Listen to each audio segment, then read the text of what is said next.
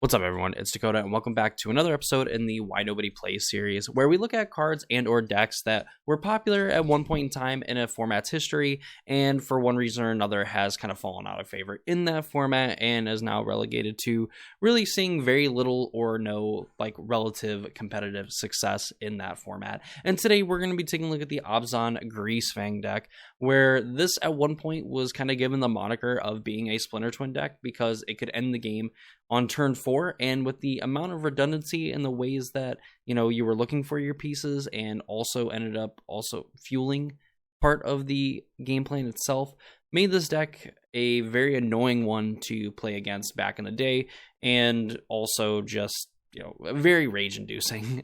I shouldn't even say annoying. It was rage inducing. You would see this everywhere on Moto. You would see people playing different variants of this on Explorer, which is, Arena's version of Pioneer, where it's not fully Pioneer, but it kind of is. But, this deck, while never really being the most played deck in the format, was definitely very popular. I think it was definitely seen a lot more than I think what the metagame percentage would have indicated if you were kind of preparing for the format. And at the time, I would say that this deck would have been one of the most powerful things in doing one of the most powerful things and getting to do it fairly consistently. And of course, now in 2024, it is, relegated to a very occasional, top 8 or even just a decent finish in a Pioneer challenge from time to time. I believe it ended up actually winning one Pioneer challenge within the last month, at least when this video is being recorded.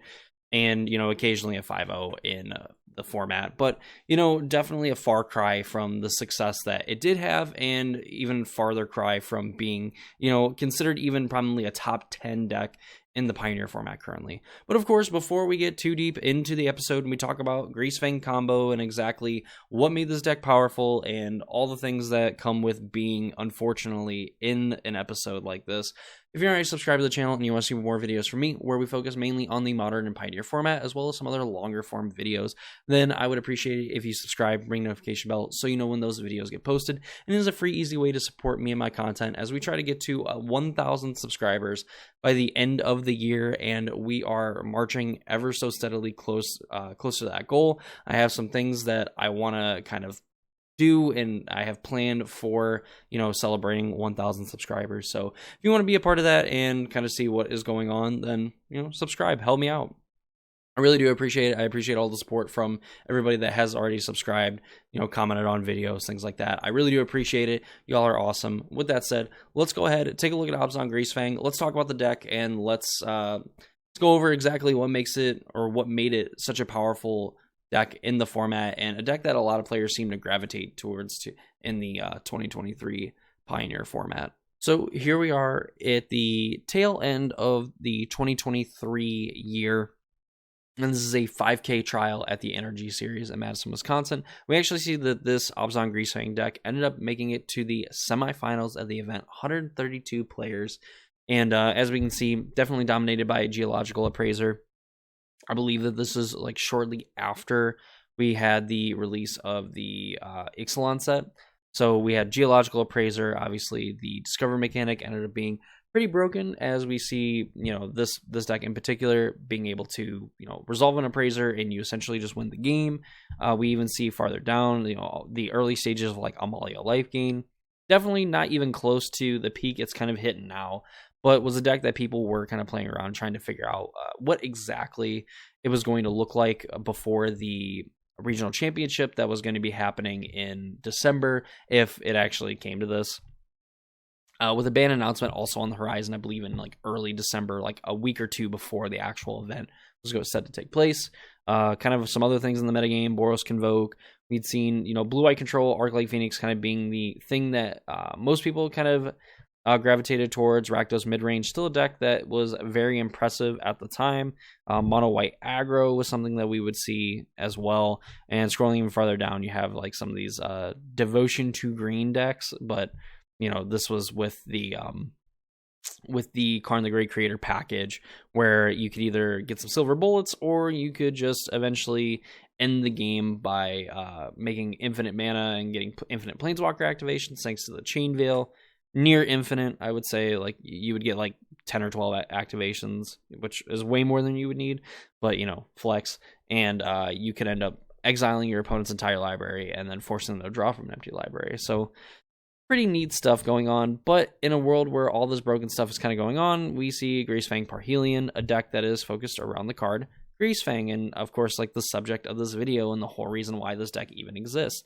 So Greasefang Okiba Boss is a 1 generic, a white and a black, for a 4/3 legendary creature Rat Pilot. At the beginning of combat on your turn, you return target vehicle card from your graveyard to the battlefield. It gains haste, you return it to its owner's hand at the beginning of your next end step. So Greasefang obviously can help us get back some very powerful vehicles. What powerful vehicles are we getting back, you ask? Well, arguably the best one for what the game plan is going on, in a way that you can essentially win the game on turn 4, is with Parhelion 2. So an 8 mana 5/5 vehicle with flying, first strike, and vigilance, all the way from the War of the Spark set. I love just that era of Magic, by the way. That was so much fun. Anyway, when Parhelion 2 attacks, you create 2 4/4 white angel creature tokens with flying and vigilance that are attacking, and it has crew 4, meaning that you have to tap any number of creatures you control with power 4 or more, and then this vehicle becomes an artifact creature until end of turn. So when Greasefang brings the vehicle back, you can attack with it right away. You just have to be able to crew it, which Greasefang, for a lot of the vehicles that exist, I'm not going to say all of them because I'm not 100% sure on that fact, but most of the ones that are Pioneer legal that would be worth playing, Greasefang can crew and get the essentially the trigger activation, whatever, from the vehicle. Obviously, it works very well because Greasefang has 4 power. It can just crew the Parhelion by itself, attack, and hit your opponent for, ideally, hit them for 13, and then leave back 2 4/4 flying vigilant creatures. And then you can either, dump the Parhelion again, thanks to some of the other cards that are in this deck, to, bring it back with Greasefang again, attack, and then you have, 4 4/4 flying attackers plus this 5/5 that you're really not going to be able to beat in combat. And even if you manage to destroy it before it gets an attack trigger, you still just leave it in your opponent's graveyard, meaning that you also have to deal with Greasefang, or you're just going to be in the same position you were the turn before and facing down a Parhelion that's attacking you. It does give you an extra turn, but even still, like, whenever your opponent hits you for 13 life at any stage of the game, it is pretty hard to kind of come back from. And that's what this deck was trying to do. Hit your opponent for 13 on turn 3, and then turn 4, you could just either figure out a way to get another Parhelion back, or even get one of your other vehicles back, and just kind of like clear the way to try and like win the game on your turn 4. Which at the time, obviously, we talk about like Geological Appraiser, like turn 4, you can win the game, or even I believe sometimes like turn 3, but I definitely think turn 4 was kind of the idea because Appraiser was like a 4-mana card. Boros Convoke, putting like 13, 14 power into play on turn 2, still needed like an attack step or 2 to try to win the game. So these decks weren't like necessarily, beating this deck before it kind of got to do its thing. Being on the play with this deck was obviously busted, and a lot of like what the format was trying to do was relatively non-interactive. I think Geological Appraiser, like the Quintorius combo version of Geological Appraiser for sure, was definitely more interactive, so you could in theory play against Greasefang and be relatively okay. But like the Appraiser deck, I think maybe played a little bit of interaction thanks to like the Carnosaur just being able to deal 3 damage to something, but you kind of wanted these in your deck anyway to kind of like keep looping through. Boros Convoke just ended up playing a lot of creatures and trying to put a lot of power into play. Boros Heroic trying to load up on 1 creature, and Blue Eye Control obviously having a lot of the answers and being a relatively powerful deck, but compared to some of these other decks, I mean, they definitely didn't want to be staring down a Parhelion. Really quick too, we can touch on Isuka's Chariot and Sky Sovereign Flagship, but Isuka's Chariot would enter and make 2/2 cats, or 2/2/2 cats, and then whenever it attacks, you create a token that's a copy of a target token you control. So this is like a way that you could just like bring it back with Greasefang, make 2 cats, crew with the Greasefang, attack, and then make a 3rd cat, and then return this to your hand. And on turn 4, if you don't have anything else to do, play your 4th land, and then play a Chariot, make 2 more cats, and just kind of flood the board with 2/2s and just be able to constantly hit your opponent. And you were kind of fine with trading off the Chariot, because then you would be able to get it back with Greasefang, and then make more cats, and then crew it, attack, and make even more cats. It was just super annoying, and partially why it was very annoying to deal with their vehicles because you wanted to kill them before they got any of the triggers from them. But then you were just kind of setting up either future Greasefangs or the current Greasefang on the battlefield to, get essentially have to go through it all over again the next turn. The last one, Sky Sovereign Console Flagship, 5 mana 6/5 flyer. Whenever it enters or attacks, deals 3 damage to target creature or planeswalker an opponent controls. This was able just to mow down a lot of the other like small creatures. Like Boros Convoke, you'd be able to like have this enter, kill one of their 2/2s, and then attack, kill another one of their 2/2s, and that would definitely blunt a lot of their offense because then you could just kind of do the same thing again by either like playing it and then shooting another thing. And then, of course, being able to block with it on like their biggest creature. Again, if this dies or you're able to get it back in the graveyard, then you're able to kind of, shoot 2 things again. And that really puts a damper on your opponent because then you're hitting them for 6. Then you're also removing 2 of their creatures, which is putting more pressure on them to keep adding to the board, which then gets shot down by a Sky Sovereign Flagship. So that's kind of the idea of what the deck was doing. So that is the idea, right? You get Parhelion back on turn 3, you attack with it, put a bunch of power into play, hit your opponent for a lot. Hopefully get to do it again on the next turn. If not, you have some other kind of things that you can be doing that either will just end the game if your opponent can't answer it, or even if they can, they're at such a low life total that any misstep at that point kind of kills them. So how is this deck enacting this sort of game plan? One of the best cards that this deck has is the card Grisly Salvage, which was a lot of fun playing back in the day. I absolutely love this card. It has a special place in my heart for sure, and I think it has like a cool like promo kind of art to it, which is really neat. But for black and a green, you reveal the top 5 cards you library. You may put a creature or a land card from among them into your hand, put the rest into your graveyard. So this was allowing you to look at 5 cards. You were going to be able to put a Greasefang in your hand if you needed to.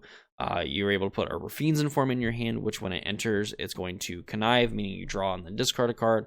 So if you already had, the Greasefang kind of like rolled up, and then you have one of your vehicles in your hand, Rafine's Informant was able to draw a card and then ditch one of the vehicles into the graveyard to set you up for next turn, which, like on turn 4, in conjunction with something like a Thoughtseize, you can make sure that your Greasefang has kind of cleared the way of like a removal spell. Then you can play it, bring back your Parhelion, whatever. It allowed you to play a little bit more of a methodical game plan in that way. Informant also just being like a 3-power thing, blocked pretty well.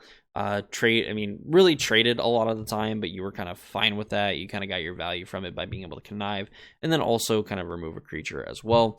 But Grisly Salvage would help you find a 3rd land if you needed it to play the Greasefang, and then if you just happen to mill one of your vehicles as well, it was even better. But this just kind of had like a lot of versatility in being able to mill yourself to hopefully hit one of your vehicles. You were able to obviously pick up a Greasefang if you found it, able to grab a 3rd land if you needed it for a Greasefang or any one of your other spells. It also allowed you to play kind of this traverse package. We only see 2 in the main deck here. Witherbloom Command also allowing you to mill cards. Vessel of Nascency also milling cards, which led to traverse just a lot of times being like a 1-mana like demonic tutor for like a creature or a land, where again you can go get Greasefang. There was even a Shieldred in here because even now, like maybe less now than before, but Shieldred is just kind of a beating for a lot of decks to try to deal with, especially when you're worried about Greasefang.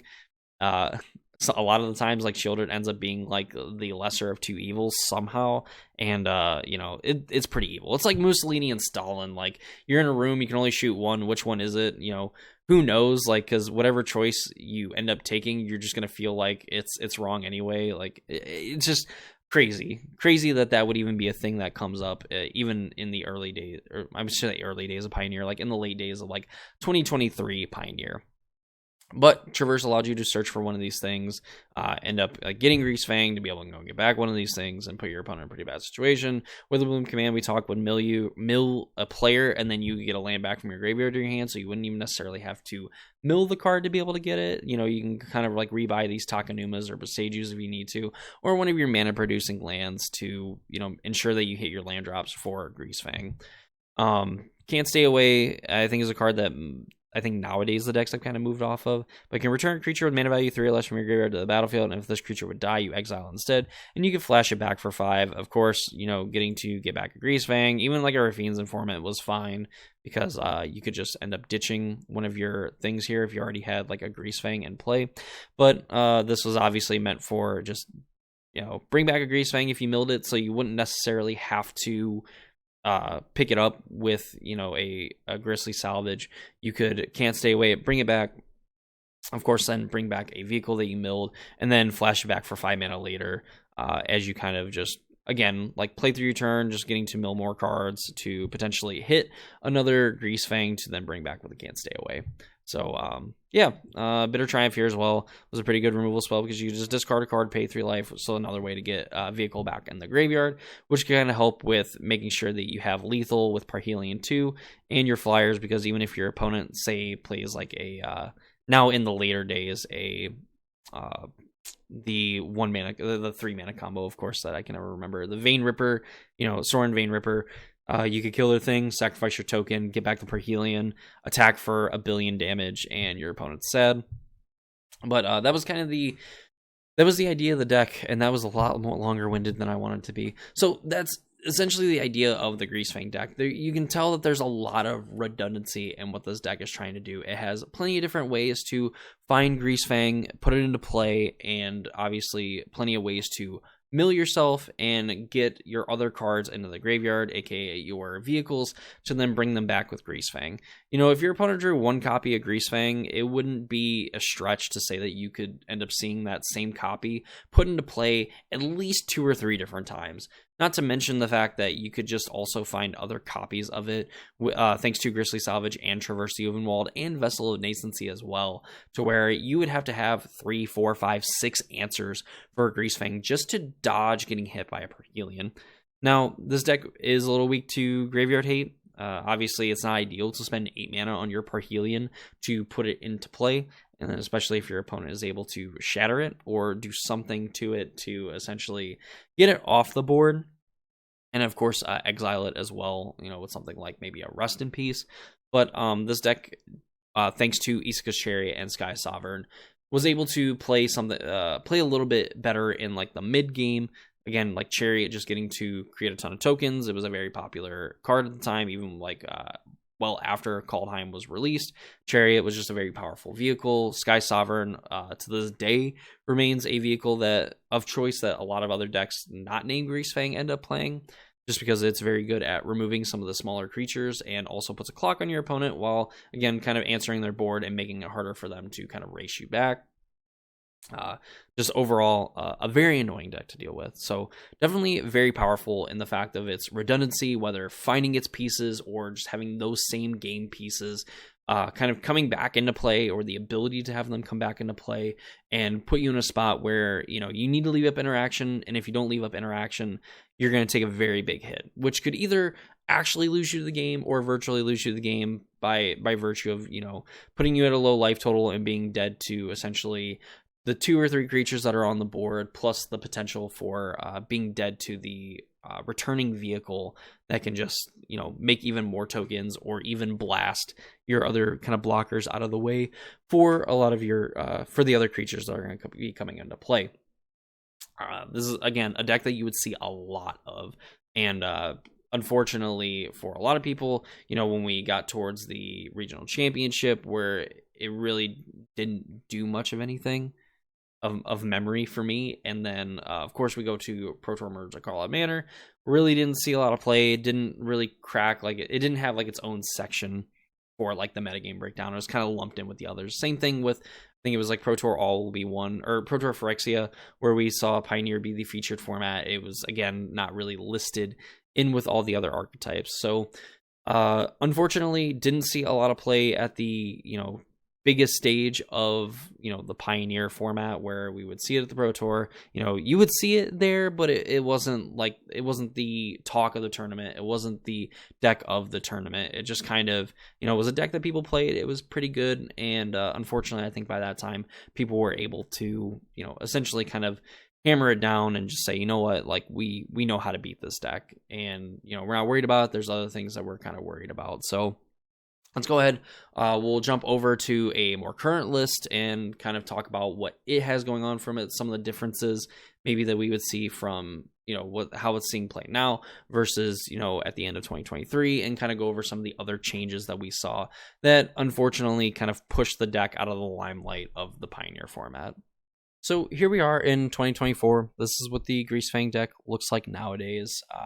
This is a 9th place finished. I don't know how I'm going to say that username, but they got 9th place in the Pioneer Challenge 64 that took place about a week ago from the time of recording this video.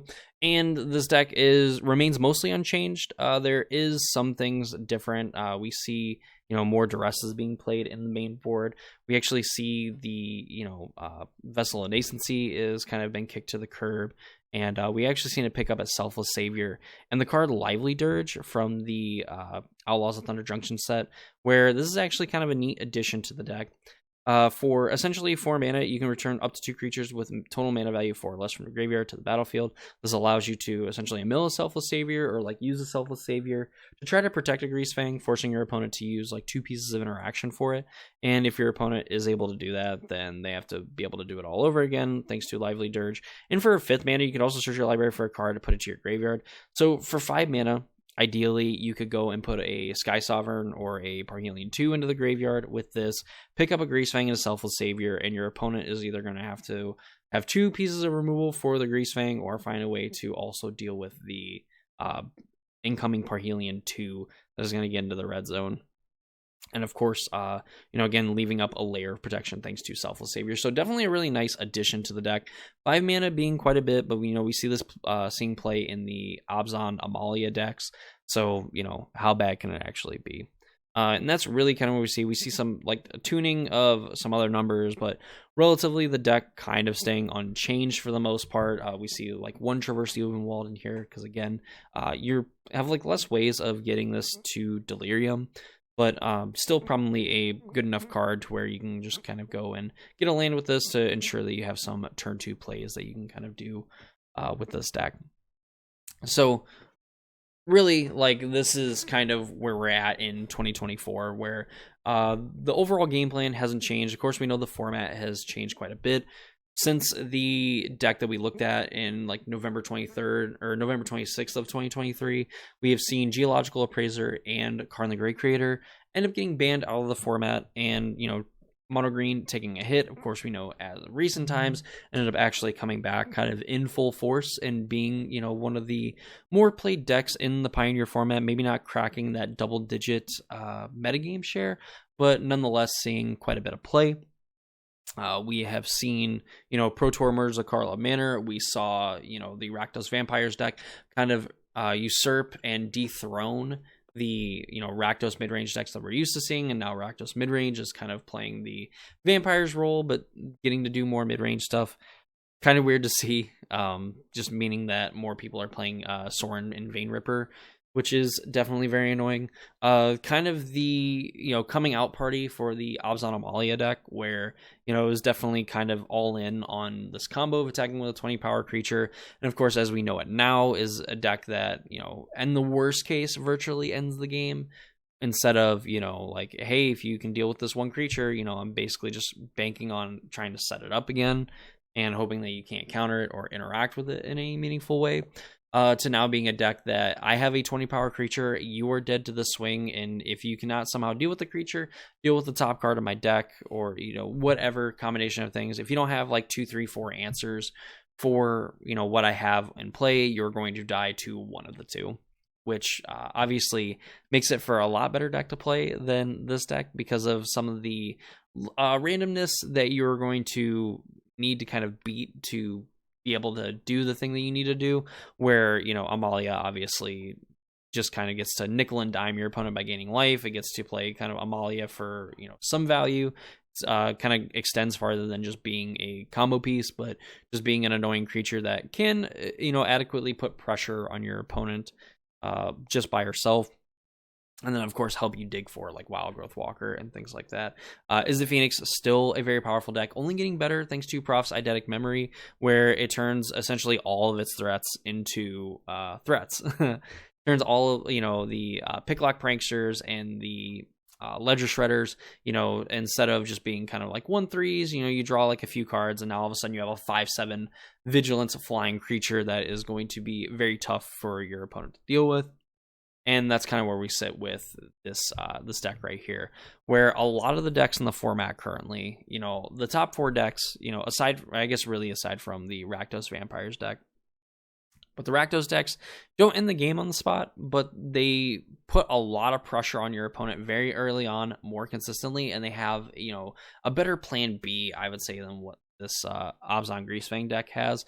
It's not really beating down with Rafine's Informants and Greasefangs if you're not able to find your vehicles. Like Iska's Chariot is like a way that you can kind of gum up the ground, but a bunch of 2/2s versus like a 6/5 flyer that, if you're also not able to deal with the Sorin that is on the battlefield, then you're just going to, gain huge chunks of life, and you're going to have to waste attack steps attacking the Sorin, and then having to find an answer for the Vein Ripper, although this deck technically has a better way of doing it, because Chariot's just going to make creature tokens, you stack tokens to kind of deal with it, and use like Bitter Triumph to kind of set things up.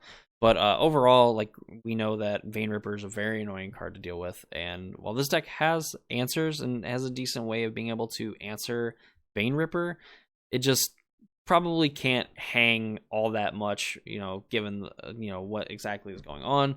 Ideally, you're going to want to use your Greasefang to get a Chariot back, attack with it, and then end up making a bunch of cats. Then your opponent has to have like quite a few answers for what's going on. But again, like, creatures dying is kind of Vein Ripper's thing, so it's just going to put tons of pressure on your opponent.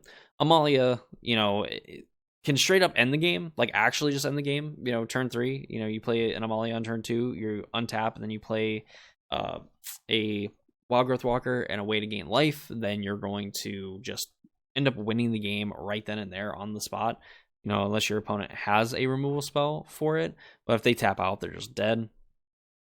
We know that, and the fact that even if the Greasefang deck gets to do its thing against the Amalia deck and leave back, Greasefang plus 2 4/4s, they get blown up. You're not gaining any life, so then the ensuing attack is going to be lethal on you. So you're going to kind of hope for a Sky Sovereign Flagship by then, but that's neither here nor there. But a lot of the time, like, Greasefang is just going to get reverse KO'd by, Abzan Amalia. And again, even if it somehow doesn't, it still has to find a way to deal with the incoming, that's in play, the incoming Aetherflux Reservoir that is going to come down and more than likely one-shot them. And of course, Izzet Phoenix, again, just having the Prof's Eidetic Memory. If this deck doesn't get to do what it wants to do, like on turn 3, then you're just kind of SOL, because the Izzet Phoenix deck is going to put a decent amount of pressure on you while also being able to interact very favorably with Greasefang, because plenty of removal spells that deal with the Greasefang that can kind of stop it before it gets anything going. And then by the time, maybe you will assemble a Greasefang plus a Parhelion in the graveyard, if they have profs going in any capacity, then there's going to be, too big for one, and too wide, more than likely, for you to be able to actually kind of beat through them and to win any sort of race if you're not already dead. So unfortunately, that's kind of where we leave Abzan Greasefang. It's definitely, what it does is very powerful. In a vacuum, being able to put, 13 power, attack for 13 on turn 3, and then leave back 2 4/4 flying vigilance creatures that, even if they're not going to deal lethal on the ensuing turn, more than likely are going to be bigger than a lot of the flyers that can be played on those early turns. They're going to be able to attack and play defense very well. And of course, even if your opponent is able to deal with the Greasefang, there is plenty of redundancy in the deck to where you're going to be able to get back Greasefang with some consistency over the course of many turns, until you're able to actually play just a Parhelion naturally and be able to crew it again with, angels that are made by a previous Parhelion, or even finding like a Greasefang or some combination of like Rafine's Informants to actually kind of get this thing going and, attack your opponent for lethal damage. But at the end of the day, this is a deck that isn't going to see really any serious competitive play.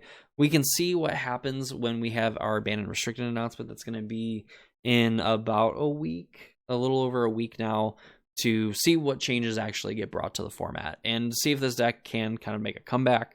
It needs a lot of things going for it. I think if there is a major shakeup like people are predicting for the format, maybe Greasefang wouldn't be that bad of an option. I mean, even though things like Mono Green, like Abzan Amalia combo, can straight up end the game on the turn that they get to do their thing, or give you like a small turn where, like, yeah, like unless you're wiping the board, you are not going to win the game. And in Amalia's case, wipe the board, or I guess destroy the one creature, and then also deal with the top card of your library, or find a way to counter the Aetherflux Reservoir, or somehow interact with it when your opponent doesn't have the ability to use the ability, are all going to be pretty huge things for Greasefang to try to overcome, to be able to be even like the key role player that it was in the format, and being kind of the go-to like graveyard-ish like combo deck. Just the fact that it doesn't really have like a solid plan B to it. I mean, plan B is essentially like East Coast Chariot, which again, making a bunch of 2/2s is totally fine, but again, in a format where you can get O-code by the deck that literally blows up the board, blows up the board except for itself, to be able to get in damage to like eventually kill you, is pretty whatever. And then of course the Rakdos Vampires deck and the Is It Phoenix decks just being able to kind of go over the top with a bunch of flyers, and even go wide with flyers too, where if you're able to get 2 4/4s into play, probably not going to matter, because they're going to end up chumping a lot of the other bigger flyers, or you're just going to take a hit from the big flyers and deal with the Phoenixes that are more than likely going to come back on the next turn anyway, because for some reason that deck gets its own ancestral recall, which, whatever, probably lasts a lot longer than it should have. But yeah, that is Abzan Greasefang. That is unfortunately why nobody plays it. The format is probably too powerful for it, and a lot of the other combo decks that are in the format just do the thing a lot better than what Greasefang does. Nonetheless, you can't argue the fact that it is a very consistent deck. It is going to be able to set up what it sets out to do. Just maybe it doesn't have enough things kind of going for it in the early, where it can for sure get to do the thing on turn 3. It's kind of like a crapshoot either way, because like while Salvage does mill a lot of cards, it does have to find essentially either mill a Greasefang and a Perhelion, or mill a vehicle and then also find a Greasefang if you don't already have one. And then after that, you're kind of setting up on turn 4 or turn 5. And even then, that's probably a little too late for, again, a lot of the decks to just put adequate pressure on the board while you're not really interacting with what your opponent has going on, which is what a lot of the other decks get to do in some way, shape, or form, interacting with the board. And turns out in 2024 Magic, that is probably more important than ever. So yeah, that's going to do it for me in this video. Hope you all enjoyed it. If you did, please leave a like on the video. Comment down below if there's a card or deck that you don't think sees a lot of play competitively and probably deserves to end up in this series of Why Nobody Plays. I would greatly appreciate it. I will consider any and all ideas. Of course, check out the comments, things like that. Of course, subscribe to the channel, ring notification bell so you know when future videos get posted, where again, we talk a lot about Modern and Pioneer, so stick around for a lot of that stuff. Trying to get to 1,000 by the end of the year. I would appreciate any and all support that we get to reach that goal, and of course, some pretty cool and some fun things kind of planned for when we hit that milestone, which I think is pretty inevitable at this point. So thank you all for watching. Hope you all enjoyed the video, and I hope to see you all in the next one.